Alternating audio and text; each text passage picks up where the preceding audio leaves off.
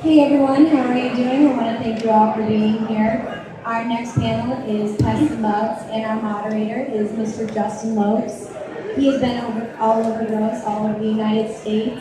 He's a very seasoned grower, and I'm so happy to have him here moderating this panel. Thank you, Justin.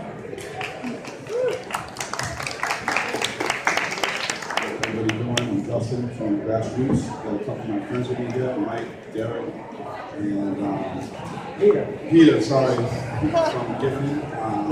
We get right into it. I guess we're going to talk about some precautions and steps to take before you set up your grow. We've heard a lot about people setting up grow rooms and how much stuff they put into their lights and how much stuff they put into their food. We haven't really heard anybody talk about the precautions they take in pest control. So we're going to start with Mike and then we'll go down the line. And I just want to hear about some of the precautions that you take before, during, while in the festival. Sure. Thank you, Justin. Good afternoon. Thank you, everybody, for coming. This is a passion of mine. Obviously, it looks like it's a passion of yours as far as cannabis. I have been a cultivator. I've been a caretaker, patient. It's an amazing plant, as we all know. There are a lot of preventative methods, and we'll get into that. But do you want to introduce yourself and then we'll come back to the first thing? Do you want to introduce yourself? Yeah, just go right down the line. Just start talking about the precautions that you take. Yeah, so basically when I set up a grow, you want to figure out where you are. Are you in a basement? Are you in an attic? Two totally different worlds, okay? An attic is going to contain a lot more heat. Heat rises. In the basement, it's going to be more muggy, more humid. So your ventilation is definitely key. I'm an instructor at Grassroots Institute, and it was a real big change in my life to learn so much more than I have with experience, whether a mistake or I figured out something new. But I was able to rewrite classes and take knowledge that I learned from a seat like you guys are sitting in, and take that and advance that knowledge online or wherever from a friend of a friend. Because when I started growing, there was no Facebook.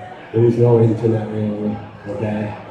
Maybe I don't look like I'm that old, but I have a couple of years under my belt. So basically, I'm gonna look at the area, the surroundings. One of the key things is, heat. So you have to vent it out. Then you have to always have fans going. You have to have different layers of fans, moving the air around so that things don't get stagnant. Cleanliness is key. No stagnant water, no dead leaves. You don't want, unless you're doing a TLO, True Living Organics grow, you don't want, when you're in your tomato garden, you don't want to leave mulchy topsoil unless you're in an organic scenario, because that's going to create pests. So, if you're bringing in indoor air, you got to make sure the temperature is right. If the temperature coming into your room is too low or too high, that's going to affect your plant as well. You want to take a little quick? My name is Carme. I've been growing for over 10 years. I studied at UMass Amherst in soil sciences, so I have a real strong background in that. I've also done a few commercial grows, one in California and one out here in Maine. My big thing is cleanliness. I think a happy grow room is a clean grow room. But most of your prevention is going to happen early on in veg. You don't want to be battling this stuff in bud, because that's just a never-ending battle. You'll never win, I promise. Especially like spider mites. By the time you have a problem and you bring them in your bud room, you're going to end up with webs like that. And if you see webs, you're done. So that's what I think. The other thing is, as far as cleaning, like in between runs, people tend to miss things, small things, like your timers. You won't clean those, or anything that's plugged into the wall, or even like people will clean their fans but not take their fans off the wall, so you're not cleaning behind your fans. Or if you have anything on your wall, like something for reflection, you always want to change that every time. Like washing won't do anything because you got behind that. So you really want to be as meticulous as possible. That's all I can really add to it. My name is Armando. I work for Griffin Greenhouse Supply. One of the primary things I do for the company is we write independent IPM programs for commercial grows.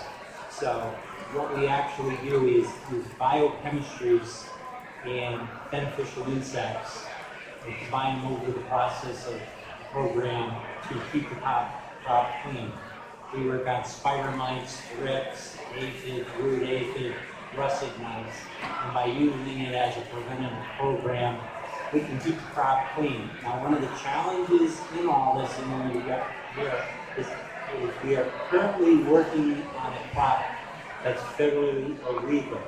And most of your chemistries, even if they're biological in state, carry an EPA number, so by rights you can't use them. It doesn't say cannabis on the label. So now we have the states that stepped over the line and kind of come out with their master list of chemistries or products that you can use on the cannabis industry. So it makes a unique scenario at the moment to sit down and write in those bills. So it's really on a state-by-state basis. And what I did today for you is, on the biological side, I don't want to overwhelm you and show you all the tools in the trade. So what we did was, I brought one of our handouts that I just couldn't use in New York, and to show you one of the products we used, and I showed you nematodes, which are used very easily as a drench on a crop to combat fungus gnat contact kill on thrips. So that handout that I handed you, everything you need to know on the nematode is in that handout.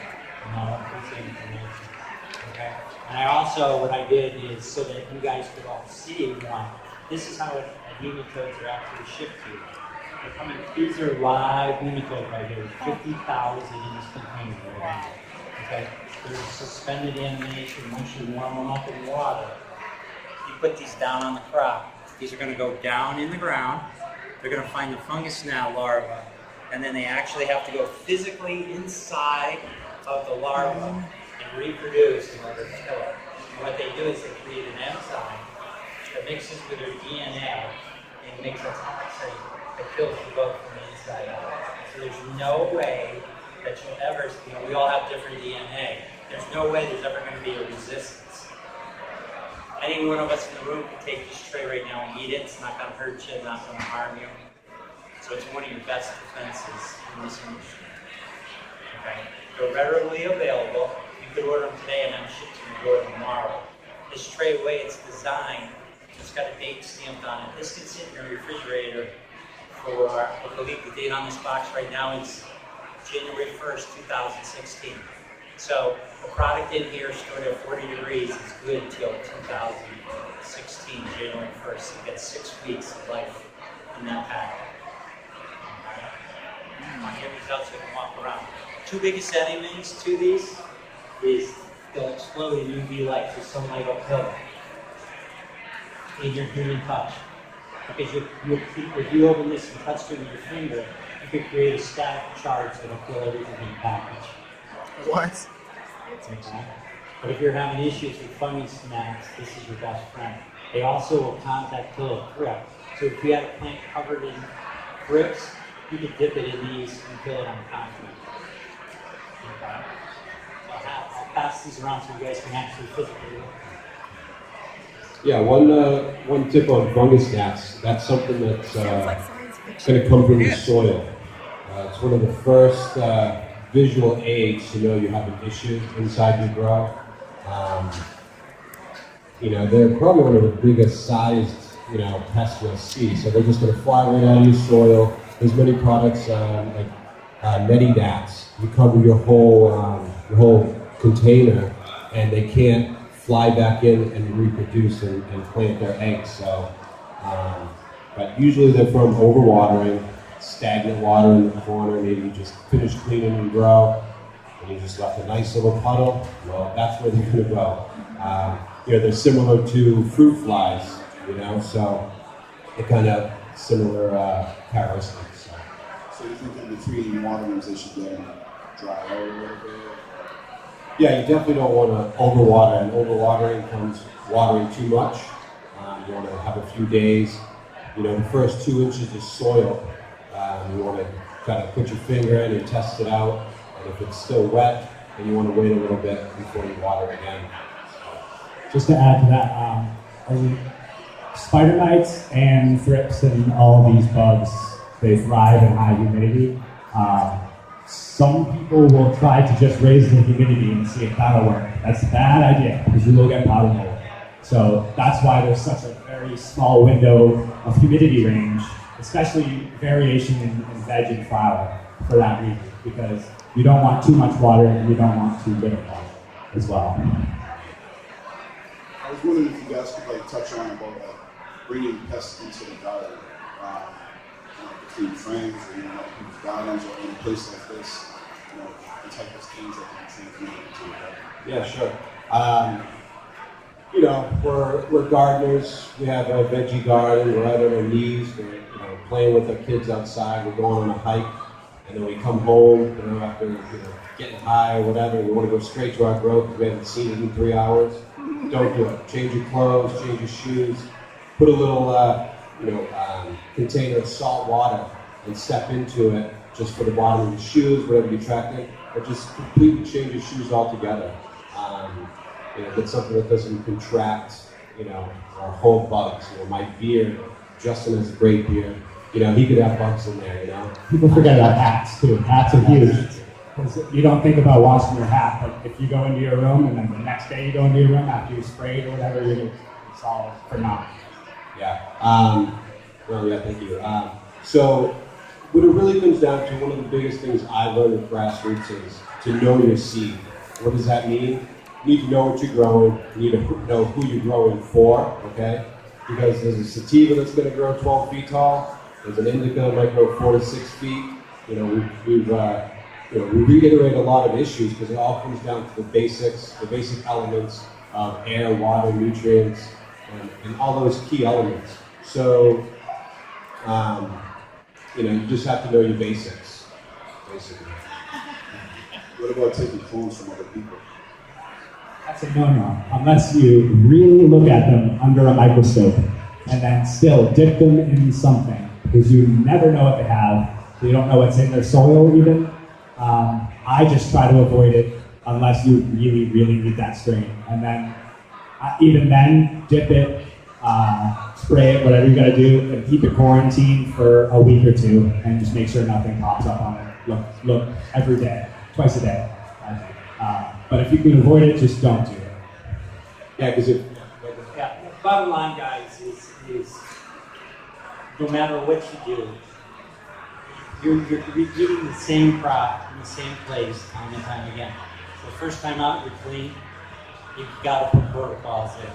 So you got to have a cleaning protocol. You got to have a preventative spray program. You have to have a reaction program. Okay? There's no ways around it. I don't care what size grower you are, how big you are, it's coming. It's sad to say it's job security for me, but you're not going to get away from it. So it's regardless of where the plants come from, nature is nature. It's going to get in. This is like a two-part question about spider mites. Once people see spider mites, what's your best advice for that? My best advice is, if you can afford it, cut it all down. As soon as you see one spider mite, cut it all down if you can. Just get rid of it, completely clean your room, completely clean the outside of your room. I mean, I'm talking around the outside of your house or wherever it is, everything. And then cut it down, because spider mites, they're if there's a big population, they're normal. They reproduce normally. They need a male and a female. But if there's only one, and he's a male, he will become asexual, and they will reproduce. You need literally one mite, and he can hide anywhere, and it'll just keep happening. So if you find a problem, most likely you're preventative from now on. So if you can, just kill it. Yeah, the higher the temperature in your grow, the faster they'll produce. Something like 68 degrees, which is not a typical element for your plant, but it'll take twice as long for them to grow. So you got to know all your numbers and regulations. I actually disagree with him on spider mites. From our background, it's one of the easiest things to clean. We could sell you a beneficial called Persimmons. If it's two-spotted spider mite, it's a very ferocious creature. It eats two spider mite, lays an egg for a new generation to hatch.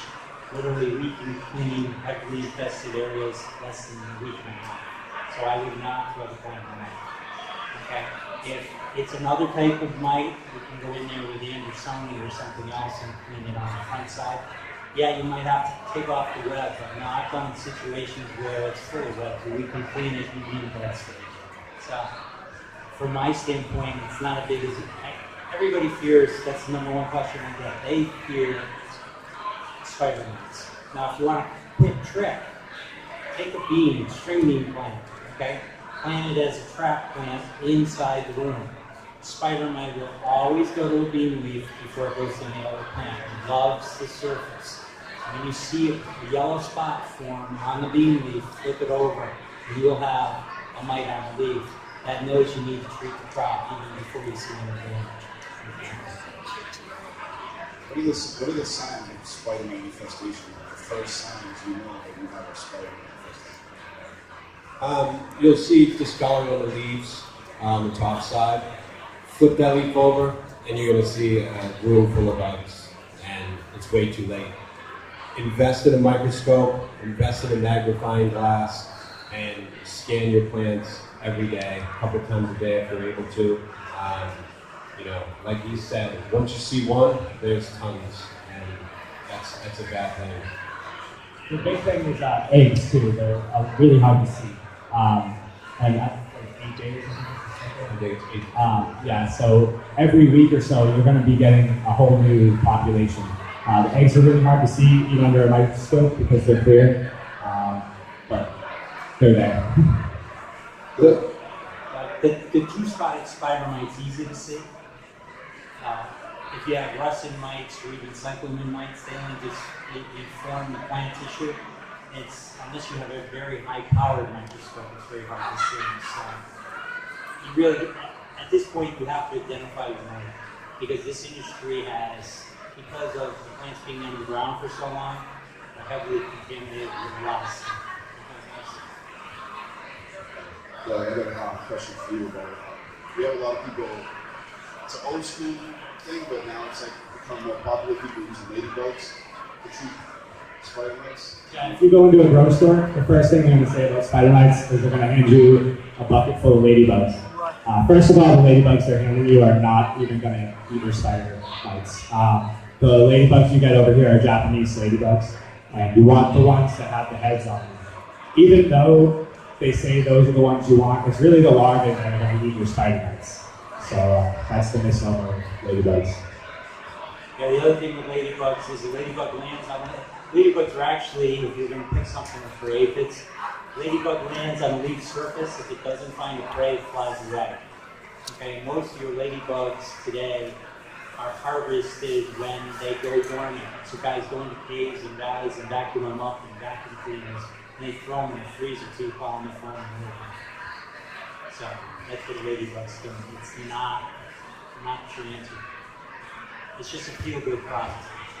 They get stuck everywhere too, in your fans and your lights, and they just die and you feel horrible and they get nothing. So. You got using old equipment, so you got old AC laying around in the basement somewhere.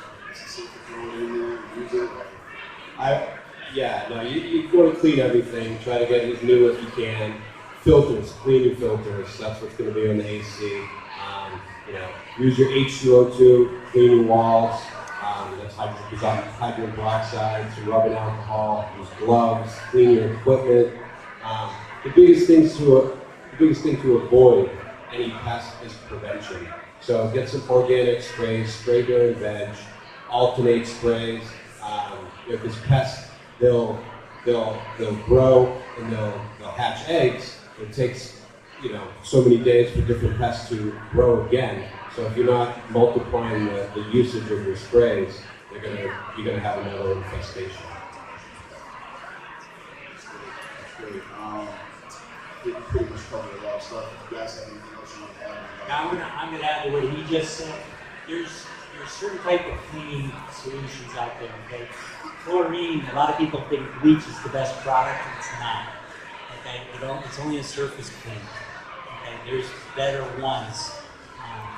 Cyanidate, oxidate, Zerotol, strip it. These are cleaners that are contact kill. They kill all the way through, that will kill the pathogens. These are better choices.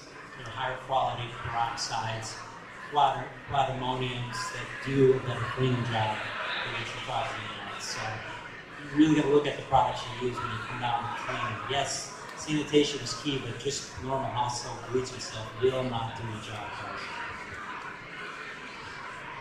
Great, great. If you guys have any questions for us at this point, blogs or anything?